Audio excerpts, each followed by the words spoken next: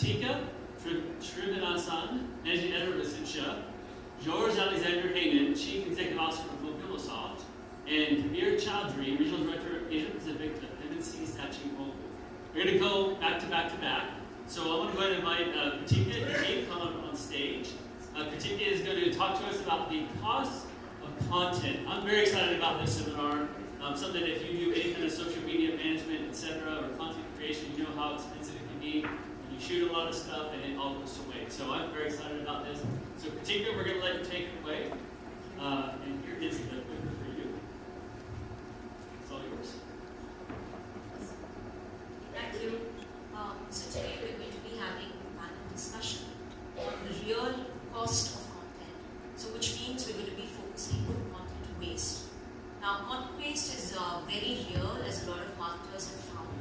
And what we mean by content waste is any content that is not used, but it could also be content that is used but not properly executed, and hence it doesn't get eyeballs on it, it's not distributed well, it doesn't get engagement. So it's a waste of not just the money that you put into it, but also the time and the people who have worked on that. And as I mentioned, this is a real problem. According to serious decisions, 65% of content that enterprises invest in goes wasted. It's not seen by 9 people. And given that we expect content marketing to be a $300 billion industry by 2019, those are big numbers. And this could be due to a number of reasons. It could be poor planning, it could be not having enough management buy-in, not having the right resources to execute your strategy, or not even having a strategy in place. So today we are planning to talk about, I have with me Rahul and Stanley, and both of them come with a lot of experience in content marketing. They've been there, done that. So they're going to tell us a little bit about what has worked for them and how they managed to make content more impactful. So Rahul is the career business marketing leader for Asia, Middle East and Africa at Mercer Consulting. And under his watch, the company launched a content platform which is focused on emerging markets called Voice of Growth Economies. They launched at the end of March, and in less than 6 months, they've seen great traction on the forum with more than 25,000 downloads and more than 1 million social impressions. So they're obviously doing something right, and we want to ask him what that is today. And Stanley, he leads the digital and content team at NUS LKY School of Public Policy. And again, they've got this fantastic content platform called Globalization. And they've seen a lot of engagement, spectacular engagement on social media, on their Facebook page. So their Facebook page, the number of fans grew more than 1,000% in just 1 year. And every post on an average gets around 570 interactions, each post on average. And their team has been getting a lot of recognition for the kind of work they're doing on social media. They recently won the CASE International Bronze Award for Best Use of Social Media in an Educational Sector. And they've also been nominated for the Festival of Marketing Awards, which is happening in London next week. So all the best for that. Thank you. I don't think we're going to be there. You never know. It's anyway great to be nominated because you're getting noticed. So let's jump into it. I'm going to ask, we're going to go through a few questions, and then as mentioned, probably your questions we can take later on. I think the first thing we'd like to know from the two of you is, what are smart marketers actually doing today to reduce content waste? And the idea being not to create more content, but to create minimal content with maximum impact. Rahul, would you like to start off? Sure. Thank you, and great to be here. Just by way of background, so I work for a professional services firm. Content is what we do in terms of research. I acquired a legacy where, we were very popular for creating 100-page reports, which no one was reading. Kritika just mentioned Serious Decisions. It's a company we started working with a couple of years back to be able to recognize that it's not about more content, but it's about making the content more meaningful. And it sits on a three-legged stool, essentially. And it begins with listening. It begins with a much more deeper understanding of your customer. So I call it humanize, I call it localize, I call it contextualize, and then optimize. Serious Decisions is a B2B marketing consulting firm based out of the US. We started working with them. they helped us understand that we have to always contextualize the content that we're creating and to reduce the waste, as Kritika talks about, because the people that we want to be having conversations with are not consuming our content in its current form. So you have to identify what's their buyer journey, where is it they're hanging out, or what their watering holes are in terms of consuming content, and then making that content available to them in a form that they will consume it. So it's all about, not only looking at what content, but what asset type goes at what point of the buyer journey, and how do you then move along in way of driving meaningful conversations with your customers. Right. To answer Kritika's question in terms of how to reduce content waste, I'm going to try to answer from two perspectives. One is from a planning perspective, and the other is actually from an execution perspective. From a planning perspective, when we're developing content, we always ask ourselves, is this the kind of content that people actually want to read? Because I come from a school perspective, we work with a lot of researchers and faculty, and they develop a lot of research content. There are 30, 40 pages research content, and honestly, nobody really wants to read them. So what we do is actually we look at media reports, media trends analysis, social listening to understand in terms of today's world, what are some of the trends out there and what are some of the topics out there that people are interested in. And then we try and marry these topics and trends together with deep research from a planning perspective so that people will actually be interested in this kind of content that we develop. From an execution perspective, what we do to reduce content waste is actually to be a little bit more nimble on our feet, and we make changes to the content that we develop all the time. And I'll give you an example. For example, last year, during the US presidential elections, what we did was to pre-prepare content before the election results that came out. We asked our faculty, who do you think was going to win, and what were some impact to Asia after US presidential elections came out? Obviously, a lot of them told us that Hillary Clinton was going to win, which was not the result. So we actually had a lot of content waste that came out from a result of that. We needed to change some of their answers by going back to the researchers and faculty and asking them, hey, the results are not actually what you thought were it. So can you please make some changes to the content? And we did those changes quite quickly and we pushed them out. So from an execution perspective, it's more important to be nimble such that you can reduce the content waste. Thank you. So I guess to sum up, what I'm hearing from the two of you is that even before you start a content marketing program or start creating content, there's a lot of prep work which happens. Going out and finding out what your audience is reading about, because content is about giving them something of value, not just talking about your own brand, and then finding out where they're listening to that, which channels they're on, what format they want to consume it. So basically it's completely customer centric. Otherwise it's not going to work and it's going to be wasted. Yeah. Okay, so now that we've spoken about giving them something of value, of course I think Stan, you mentioned this in brief already, about how you kind of find that content which is of value. Could both of you give us a few more details about how do you precisely find out what your consumers are reading? Because a lot of time, we come from the brand perspective, the company perspective, so there's so many things we want to say. So how do you draw that balance? And you have to say it because it's also a part of your marketing effort. So where do you draw that balance between what the consumer wants to hear and what you want to say? So that you're valuable, but you're also selling your product and service at the end of the day. In today's day and age, I think data is very important. And like what Melvin and Amy actually talked about earlier, they look at a lot of data to help them determine what sort of products they want to push and what sort of product images they want to push on the e-commerce platform. For us, for content marketers, it's actually the same thing. Before we actually do content marketing, we ask ourselves, what sort of data metric will best exemplify the success that we want? What sort of data would tell us that the content is actually doing well? So in our case, we are very clear that from a school's perspective, what we want to do is actually thought leadership. We want the school to be seen as an expert leader in public policy. And when we delve further, we actually ask ourselves, so that's what we want to be. What would this kind of data metrics that would be telling us that we have been successful? So ourselves internally, we align that actually subscription rate will be the best metric to tell us whether we have been successful or not. If people are really interested in our content, they will actually take the step to subscribe to our data, and that will prove that actually our content is doing well. So using those data, we'll then actually tell which type of content are getting us the most number of subscribers, and then we optimize from there. So that's an important step to take for ourselves. Rahul, Yeah, let me talk through a bit of the example that you just quoted. So the firm that I represent, it's based out of the US. So perception across Asia and much of emerging markets was that it's a traditional American consulting firm, and some of our global research and the content that we were trying to distribute was not resonating with people that we wanted to have conversations, say, in Asia. And I will, go a level further and say, a particular country in Asia and a particular kind of an organization, which is a family-owned business, say, in Indonesia or the Philippines, and they were not consuming our content. So the voice and growth economies was our effort to make our content relevant. We can say that we do research with the likes of World Economic Forum, but that's a 100-page report that, as I said, no one's reading.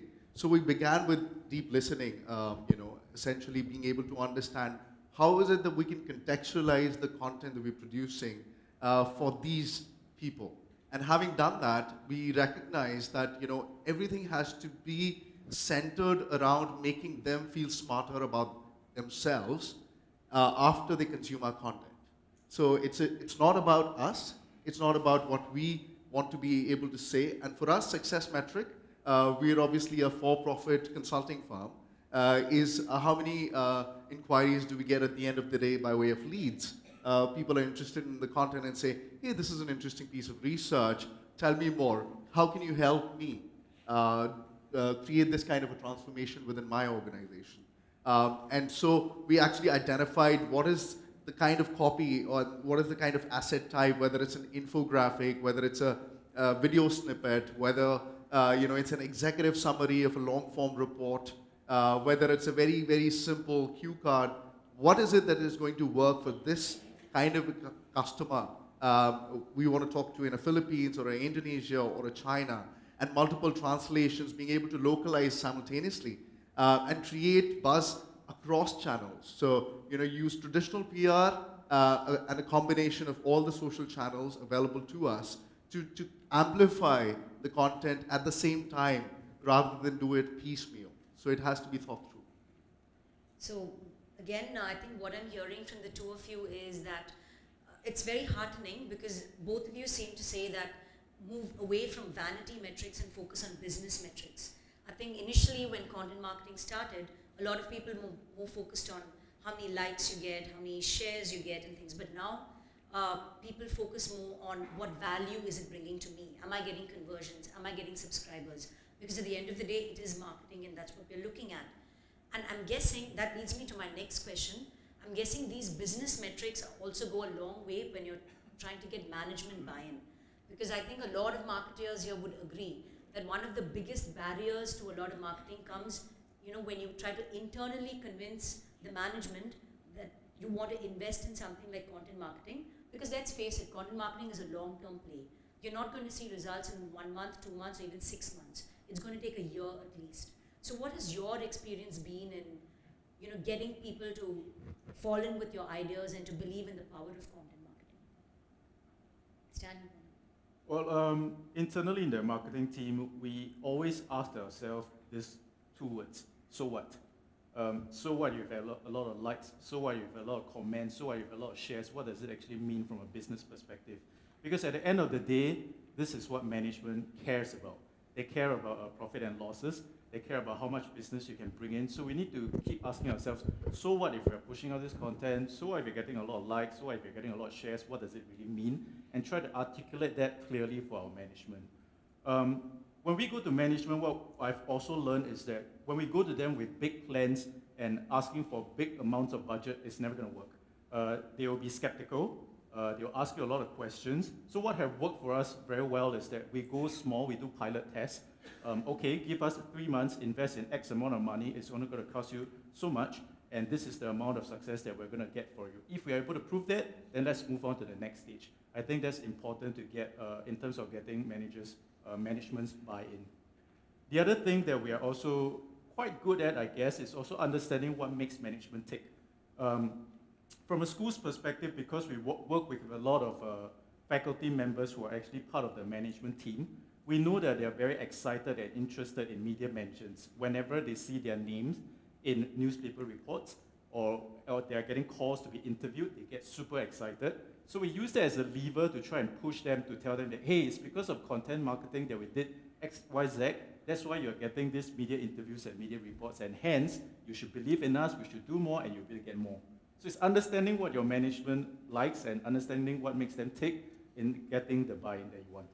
Ego baiting. Yeah, ego baiting. So it's almost complementary, right? When you understand what makes your consumers more successful, so you give them content, and internally you also understand what the senior man, what makes them more successful, so you get their buy-in. That Marketing 101, or knowing what your audience wants. Yeah. What about Rahul? Yeah, true. I agree with Stan. I think it works very effectively if you're able to get the senior people on board by making them sort of pivot in saying, you know, this content will enhance your personal brand out there as an influencer, as a thought leader in your own right, as a representative of your brand. So that conversation really helps, because then you're saying that, here's my content story, this is what I want to do, and I agree with Stan in that we should run small pilots, show results, and not just vanity metrics, and then be allowed to scale, because then we have a good conversation about budgets. You know, it's not a good starting point for me to say, hey, I want to do this content platform, and I want a budget to be able to simultaneously translate in 20 languages and distribute. It would not work. So I have to start small, I have to show results, and then I'm allowed that ability to scale. At the same time, I'm making my senior leadership look good. You know, I'm strengthening and you know, it's endorsing their personal brands in media mentions, in social channels, and when they see that the content's working both by way of you know, acquisition, conversions, as also you know, strengthening their personal brands, and they like the story. Thank you. Still, since we're doing well, good for time, I'm just going to slip in a small question here before I go on to the last bit. I found something which you mentioned very interesting, where you spoke about the example of the US presidential elections and how you had created all this content about Hillary Clinton, which was content wasted at the end. So do you think there's a situation where there will be a time we're never going to be able to completely avoid all content waste? So how do you take that decision about, are you okay with saying, okay, some amount will get wasted because we have to be quick, we have to be trending? So how do you make that decision? How much is okay to waste, and or you don't want to go there at all? Maybe after President Trump's presidency ends, we might be able to use the Hillary Clinton's content soon. But for ourselves, I think we always run by a 80-20 rule. It comes down to budgeting, it comes down to resourcing, and internally when we do content marketing, we try to abide by the 80-20 rule, where 80% of the content will be used and 20% we allow ourselves to fail, and we allow ourselves to let it go to waste. Of course, if the percentage of 20% can be even lower, then that would be happier. But internally ourselves, we are okay to live with a 20% content waste. Because that's what also keeps it dynamic in some sense. Yeah, I guess in today's day and age, it's very important to know that you're allowed to fail, and content marketers need to have that kind of leeway, and it's almost quite impossible to prove success with all kinds of content you want to create. So by giving them this leeway of 20%, it gives them the confidence to be able to try something new, and you never know whether that piece of content they develop might be successful. But it's giving them that flexibility to let things go to waste and fail that actually helps you get more returns. Have you had that situation, Rahul, where you tried something new which didn't do well, but at least it gave you some learnings and insights into what works and what doesn't work, which in some sense is more important, what doesn't work? Absolutely, it happens all the time, and it's extremely important to stand up and say, let's stop doing something. And in order to do that, I think you need to have a very robust way of listening into your consumers, whether it's social listening platforms or any other ways for you to be able to truly understand what is it that they value. For a consulting firm, it's equally important for us to have a very strong handle on, let's say, not just presidential elections, but what are the real macroeconomic issues happening in each of the markets that we operate in. And likelihood of your conversions or your content taking off is that you can time the content alongside some macroeconomic trend that is developing, right? So you should always have, in my view, 3 to 4 small pilots underway, wherein you are testing concepts in terms of content based on what you're listening. the intelligence that you're acquiring from your customers, and how you can marry it with the macroeconomic trends or macro trends.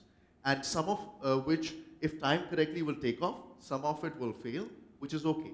And which is okay because it actually makes us better the next time around we go do something.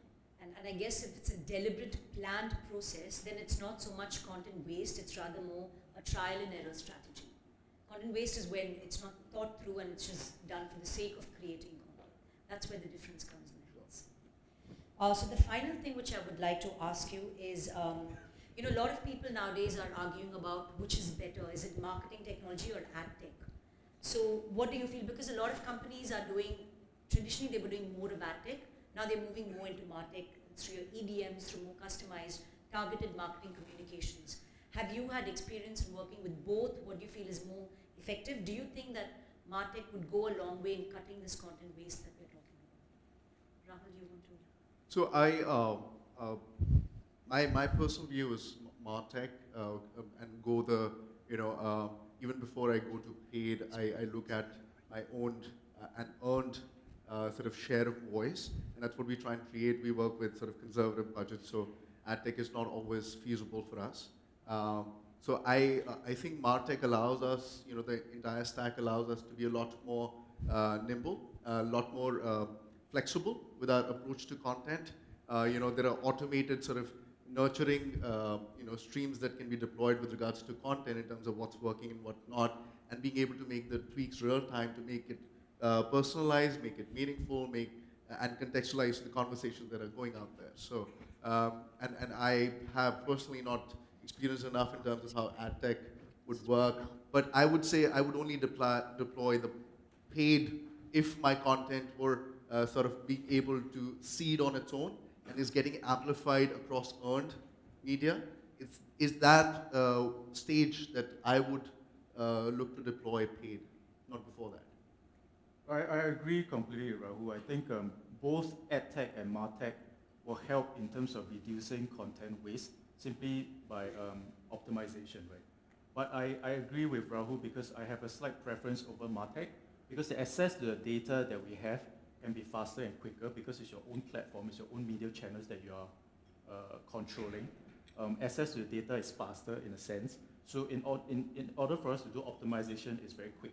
Instead of depending on a third party to get the data from them and then going through them again to do the optimization, it takes some time.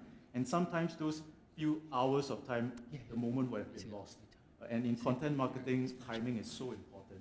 So MarTech to me has a slight preference, and I think I'll probably go with that. Thank you to Stan and Rahul for the lovely insights that you've given us. I've learned a lot today. So thank you so much for your time. Really enjoyed the discussion. Thank you so much.